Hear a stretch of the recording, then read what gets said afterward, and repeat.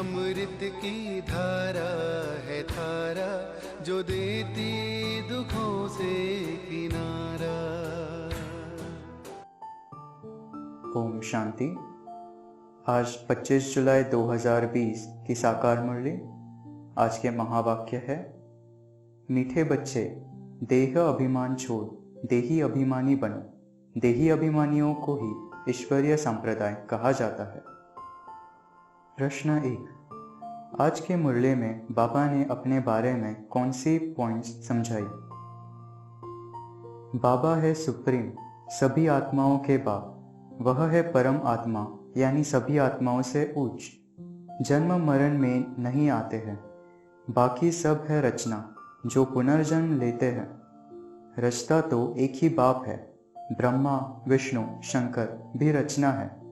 बाबा रचना रचते हैं, पालन करते हैं, बस विनाश नहीं करते।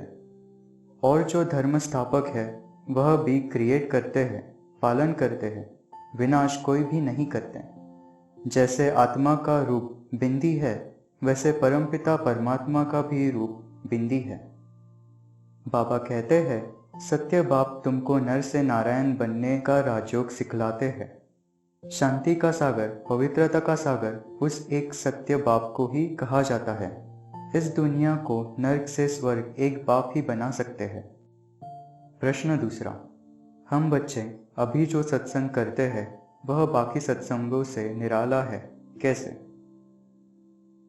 यहाँ हमें आत्मा परमात्मा का ज्ञान मिलता है।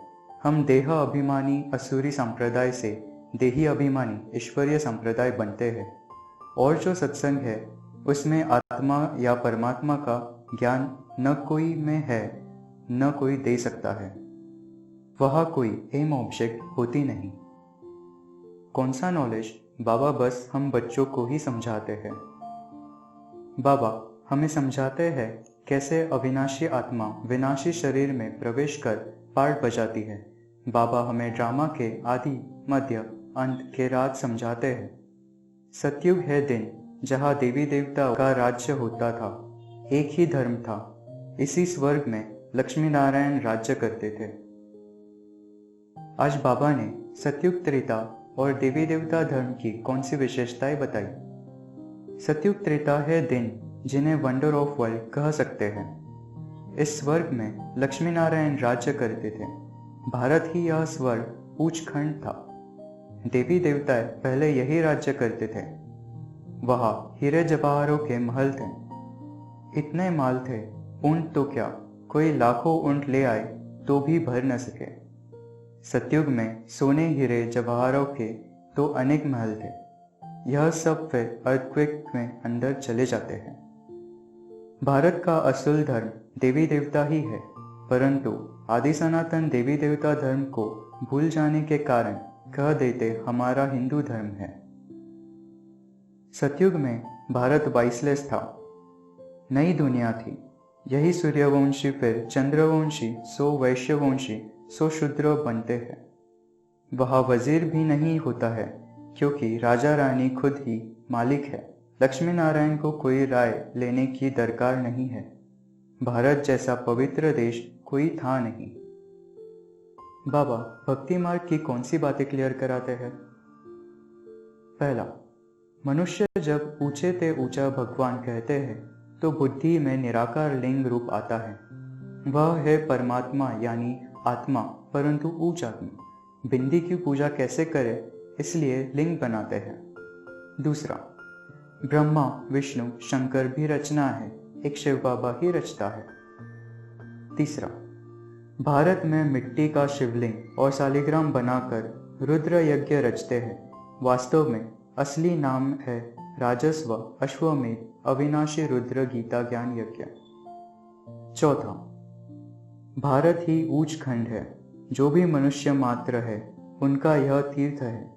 सर्व की सद्गति करने बाप यहाँ आते हैं। पांचवा, रावण की कोई सोने की लंका होती नहीं है। रावण राज्य में ही भारत 100% इरिलीजियस, अनराइचियस, इंसॉल्वेंट, पति विशेष बनता है। छठा, अभी मनुष्य अंधियारे में कुंभकर्ण की नींद सोए पड़े हैं, क्योंकि 84 जन्मों को 84 लाख समझने की भूल की है। वास्तव में कल्प है 5000 वर्ष का। 7वां, भक्ति मार्ग के शास्त्रों को पढ़कर कोई बाबा को पा नहीं सकता। 8वां, देवी देवता धर्म ही आगे जाके हिंदू धर्म बनता है। देवताओं को वाइसलेस समझ, अपने को विश्वस्त समझ उन्हों की पूजा करते हैं। भारत ही स्वर्ग था, अभी नर्क है। 9वां, कृष्ण को बाप नहीं कह सकते। एक शिव बाबा को ही बाप कहा जा सकता है। कृष्ण भगवान वाच नहीं कह सकते, वह तो पूरे 84 जन्म लेते हैं। आज बाबा हम ब्राह्मण बच्चों को कौन से स्पेशल डायरेक्शन देते हैं? पहला, हमें खुद को आत्मा समझकर बैठना है। दूसरा, देही अभिमानी बनने की प्रैक्टिस करनी है। तीसरा, याद रखना है कि हम फर्स्ट क्लास आत्मा हैं। चौथा, फरिश्ता स्वरूप में स्थित रहना है। 5वां, हमें अपनी मर्यादाओं को ध्यान में रखना है, बेपरवाह नहीं बनना है। 6, व्यर्थ को मिटाना है। आज के धारणा के लिए मुख्य सार। पहला, एक बाप की सुमत पर चलकर मनुष्य से देवता बनना है। इस सुहावने संगम युग पर स्वयं को पुरुषोत्तम पारस बुद्धि बनाना है। दूसरा, 7 रोज की भट्टी में बैठ पतित बुद्धि को पावन बुद्धि बनाना है। सत्य बाप के सत्य नारायण की सच्ची कथा सुन नर से नारायण बनना है। वरदान, फरिश्तेपन की स्थिति द्वारा बाप के स्नेह का रिटर्न देने वाले समाधान स्वरूप भव।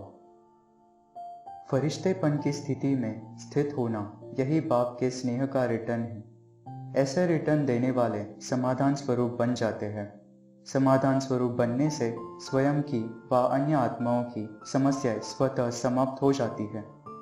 तो अब ऐसी सेवा करने का समय है, लेने के साथ देने का समय है।